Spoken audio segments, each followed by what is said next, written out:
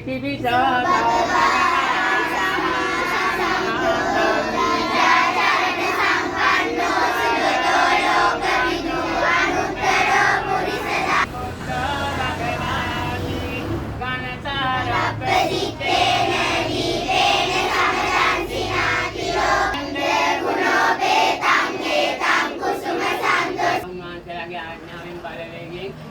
සිද්ධ කළා ඔයාලගේ ඔය ලකුණු මට්ටමක් ටිකක් වැඩියෙන් ලබා ගන්න කියලා ප්‍රාර්ථනාව සිද්ධ කරනවා.